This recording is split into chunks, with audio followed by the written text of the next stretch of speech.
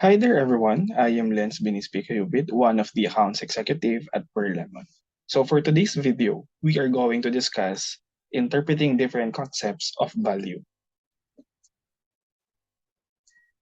In the corporate setting, the fundamental equation of value is grounded on the principle that Alfred Marshall popularized, which is a company creates value if and only if the return on capital invested exceed the cost of acquiring capital. In the point of view of corporate shareholders, the value relates to the difference between the cash inflows generated by an investment and the costs associated with the capital invested, which captures both time value of money and risk premium. There are three major factors under this discussion.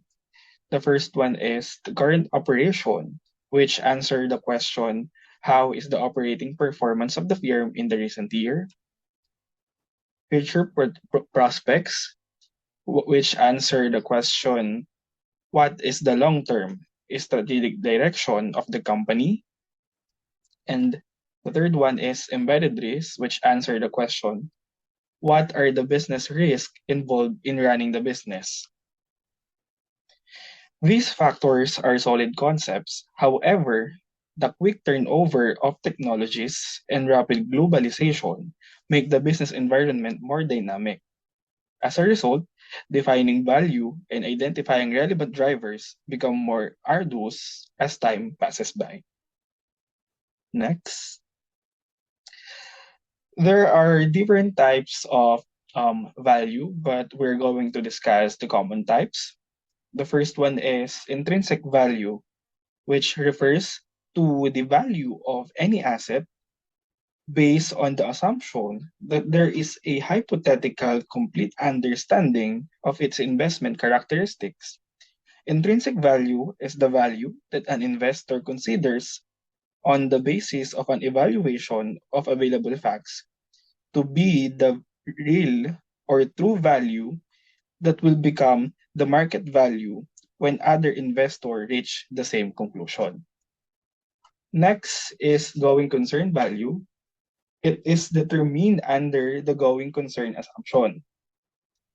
The going concern assumption believes that the entity will continue to do its business activities in the foreseeable future. It is assumed that the entity will realize assets and pay obligations in the normal course of business. Next, liquidation value.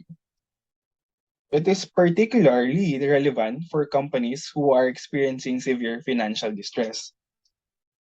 It means that the net amount that would be realized if the business is terminated and the assets are sold piecemeal. Firm value is computed based on the assumption that the entity will be dissolved and its asset will be sold individually. Hence, the liquidation process. And lastly, we have the fair market value. The fair market value, it is the price of an asset when the buyer and seller have a reasonable knowledge of it and are willing to trade without pressure.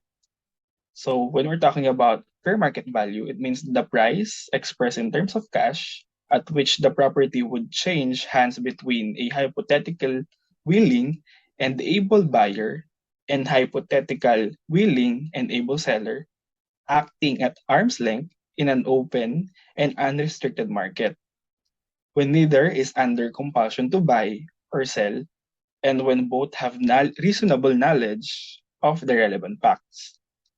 Both parties should voluntarily agree with the price of the transaction and are not under threat of compulsion. Fair value assumes that both parties are informed of all material characteristics about the investment that might influence their decision.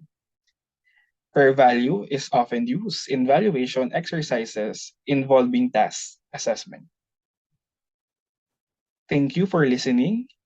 That would be all for now.